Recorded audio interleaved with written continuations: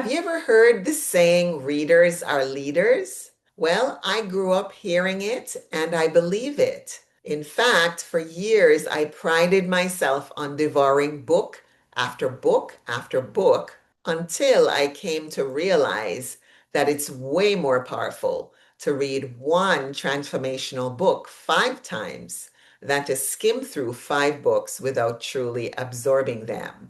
And in this video, I'm going to be sharing 5 life-changing books that helped me through some of the most difficult yet liberating times of my life, rebuilding from scratch after 40. I didn't just read these books, I lived them and I continue to integrate them into my life to this day. I want you to let me know in the comments down below if any of these books are on your list or if you've got one I should add to my list. Book number 1 is Life Lessons by Elizabeth Kubler-Ross and David Kessler. And this book came to me at a point when I was working in healthcare in Canada.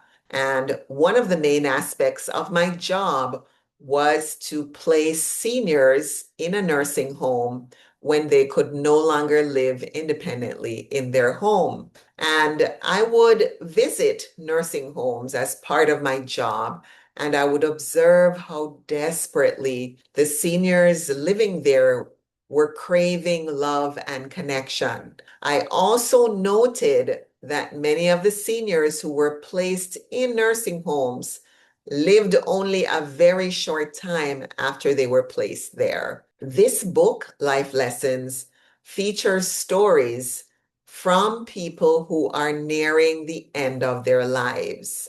And the main premise of the book is that many people do not prioritize what truly matters in life until they are nearing the end. So, one of my favorite takeaways from this book, Life Lessons, is that fun, laughter, and play are the ingredients that make life worth living. One of my favorite quotes from the book says, "Why should I spend all my time being productive only to enjoy my life someday? I'm going to enjoy it now." This book, Life Lessons, is a powerful reminder to us to enjoy our lives and to remember to spend time doing the things that are important to us so that we have no regrets when the end comes. So, book number 2 is The Game of Life and How to Play It by Florence Scovel Shinn.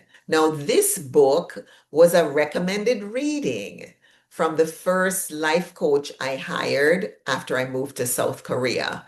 Now, this life coach had me working on daily affirmations and becoming familiar with spiritual laws. And I found upon opening this book, I felt like I had discovered a hidden manual for life. It was so powerful. Florence Scovel Shinn breaks down universal spiritual law with so much clarity and conviction. And one of my biggest takeaways from the book is the power in our words and our thoughts when held and declared consistently to manifest our desires and our dreams into reality. Reading this book was tremendously powerful in helping me to align my words, my thoughts, and my energy to attract and manifest the things that I truly wanted in my life. And my favorite quote, "Most people see life as a battle, but life is not a battle. It is a game." If you're getting value from this video, hit the thumbs up so I can know this content is resonating with you. And if you haven't done it yet, hit the subscribe button so you'll know what's coming next. Now, back to the 5 must-read books on my list. So book number 3 is The Artist's Way by Julia Cameron. And this book found me while I was still living in Canada. I had the opportunity to attend a seminar that was put on by the author herself, and I got to participate in a workshop that she presented. And this book helped me to reclaim my creativity that had been buried under the hustle and bustle and busyness of life. I found that all of a sudden I was getting downloads of poems and stories and even music, songs, like I used to do, like it used to be when I was a child. It was incredible. Also, the use of morning pages. As I started to write morning pages, I found that I could dump my worry on a page. That's the best way to describe it. And it allowed me to have more clarity in my thinking. And I found that I also started to believe in myself more. This is a book that doesn't just talk about healing through creativity, it leads you through it. And one of my favorite quotes from the book: progress, not perfection, is what we should be asking of ourselves. So, book number 4 is Write It Down, Make It Happen by Henriette Ann Clauser.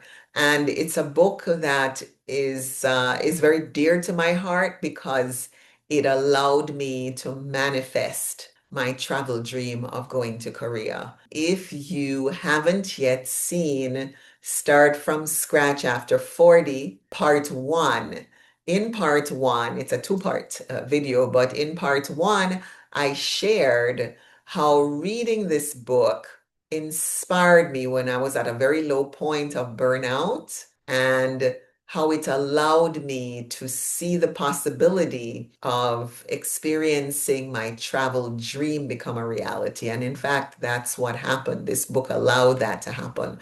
So I invite you to take a look, check out that video if you haven't yet seen it. But what this book does or has done for me, it allowed me to see writing as a creative process, that we can actually write what we want and make it a reality. And so as I wrote my future into the present, I saw it begin to take shape in real life.